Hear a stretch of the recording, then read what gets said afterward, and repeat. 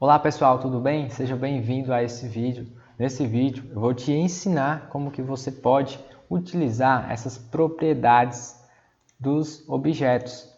Toda vez que eu seleciono aqui no CorelDRAW um ou mais vetores ou mais objetos, ele me dá uma opção aqui na barra de propriedades acima de algumas ações que eu posso fazer com esses objetos, que é essa imagem que vocês estão vendo aqui. Primeiro, eu tenho a opção de combinar esses objetos, ou seja, ao clicar, o CorelDRAW vai entender que esses objetos são um objeto em comum, ou seja, o mesmo objeto, e ele vai, digamos que assim, unir esses objetos, se transformando em apenas um objeto em comum.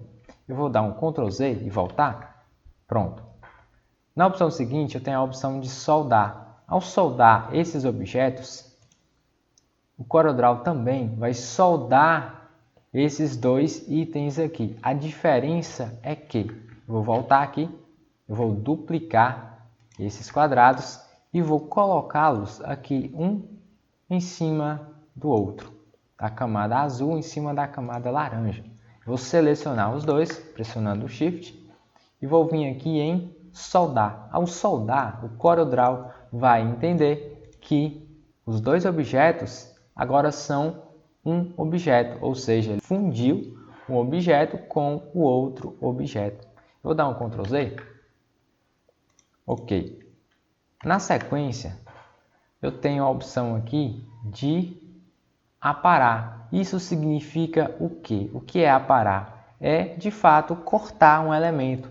Ou seja, eu posso aparar o meu elemento com um outro elemento. O que significa isso, Jonas? Significa que eu posso selecionar esse objeto e com o Shift pressionado, eu posso aparar, pegando essa forma desse objeto e aparando, utilizando como uma espécie de forma para aparar o meu segundo objeto selecionado, que nesse caso, o segundo objeto é a cor laranja.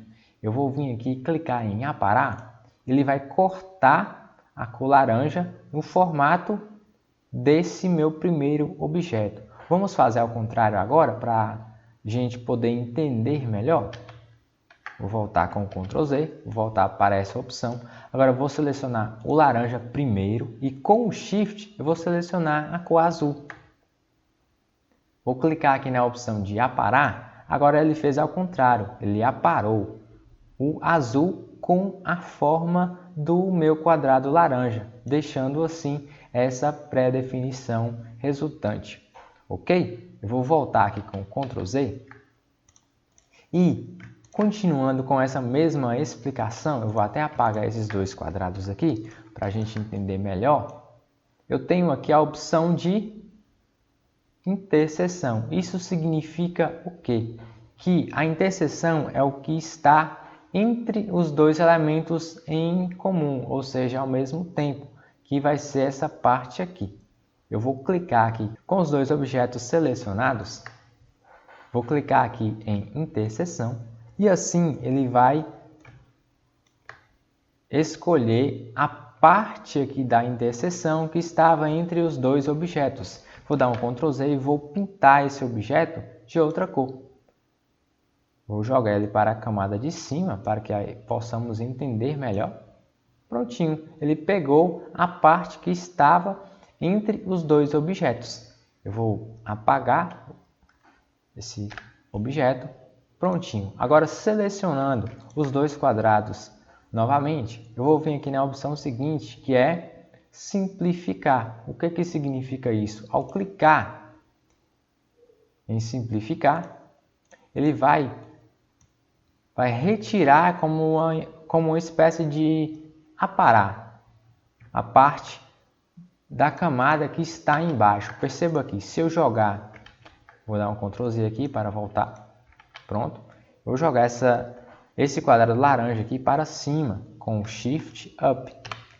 Perceba aqui, se eu selecionar novamente o quadrado laranja e depois o quadrado azul e clicar em simplificar, ele vai simplificar sempre a camada que estiver abaixo, ou seja, sempre a segunda camada. Ele vai entender que a primeira camada é a camada principal, a camada que está acima, e vai cortar, digamos assim, a camada secundária, que é a camada de baixo. Ok, eu vou jogar esse quadrado laranja para baixo, para trás do quadrado azul. Agora, com os dois quadrados selecionados, eu vou clicar aqui em frente menos verso. Isso significa o quê? Que ele vai remover o objeto que está atrás. Ou seja, ele vai remover o objeto laranja. Vamos clicar aqui? Ok. Ele não só removeu, mas como também ele pegou aquela forma e recortou o quadrado azul que está aqui à frente. Vou dar um Ctrl Z para vocês entenderem. Eu vou colocar esse quadrado laranja aqui novamente, e ao clicar ele vai remover o quadrado laranja e também vai cortar essa parte. É como se esse elemento se transformasse em uma borracha e apaga tudo que está no seu limite aqui, até o seu limite. Então eu vou clicar aqui novamente, só para a gente fazer novamente. Ok, ele apaga o quadrado laranja e apaga também tudo que está no limite aqui do quadrado laranja. Agora vamos dar um Ctrl Z e fazer ao contrário. Vamos selecionar o objeto novamente, os dois objetos. E vou clicar aqui nessa próxima opção, que é frente menos verso. Ou seja, se essa opção ele apagava o de trás e excluía tudo que está no seu limite, nessa opção ele vai apagar o da frente e vai excluir tudo que está também no seu limite. Ou seja, assim que eu clicar, ele vai excluir o quadrado azul e também toda a parte do laranja aqui que estava na fronteira, digamos assim, desse quadrado azul, nesse limite aqui também. Ok, com Ctrl Z, voltamos aqui, selecionamos novamente e vamos para essa outra opção que é o criar limite. Ao clicar, o CorelDRAW vai criar um limite em torno de toda a minha seleção. Eu vou só aumentar a espessura aqui desse contorno. Vou aumentar mais um pouco. Ok. Ele criou todo um limite aqui em torno da minha seleção. Perceba que o CorelDRAW, com essa opção, ele entende que toda a minha seleção, independente se ela esteja agrupada ou não, ele vai criar um limite. Eu vou agrupar, clicando aqui nessa outra opção. Vou duplicar aqui.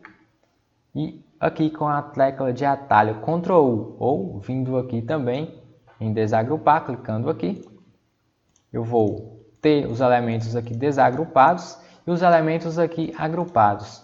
Perceba aqui, ele entende aqui como um objeto e aqui como mais objetos, ou seja, essa opção aqui de limite, o CorelDRAW entende que se tiver mais de uma camada, ele pode fazer a parte aqui dessa opção de criar o limite.